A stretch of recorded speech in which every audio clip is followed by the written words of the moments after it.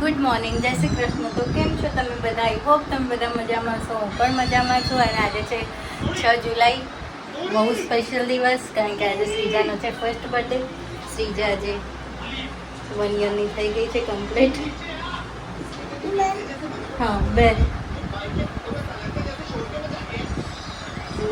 તો બસ અત્યારે તો કશું કંઈ પ્લાન છે નહીં આજે. તો તમે બધા શ્રીજાને બહુ બધી વિશ કરજો, કમેન્ટ બોક્સ ભરી દેજો વિશિસથી. અને હું અત્યારે તો કશું નથી કરી રહી, શ્રીજાને રાખી રહી છું. તો કંઈ નહીં, આગળ કન્ટિન્યુ કરતા રહી.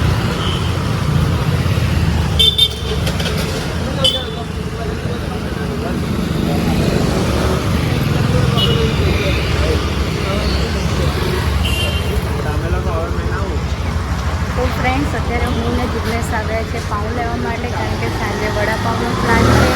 તો અત્યારે શ્રીજા સૂઈ ગઈ હતી, તો હું ને જિગ્નેશ પાઉં લેવા માટે આવ્યા છીએ. જિગ્નેશ ગયા છે અંદર શોપમાં લેવા માટે પાઉં. અહીંયાના પાઉં સારા આવે છે. આજે સાંજે મેં બી કદાચ વડાપાઉંની પણ રેસીપી બતાવીશ, તો બ્લોગમાં આગળ કન્ટિન્યુ બન્યા રહેજો. જિગ્નેશ આવી ગયા છે.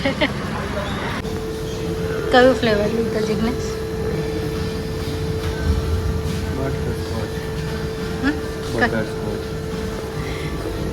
તમારું ફેવરેટ કયું ફ્લેવર આમાંથી?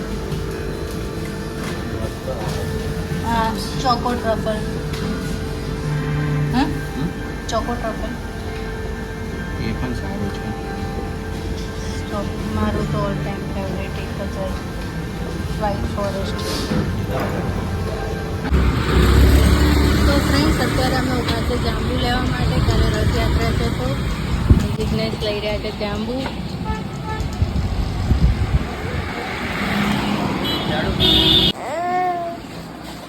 તો ફેમિલી, અત્યારે વાગ્યા છે સાંજના 7 અને શ્રીજા બેન ઉઠી ગયા છે પાછા ઊંઘીને.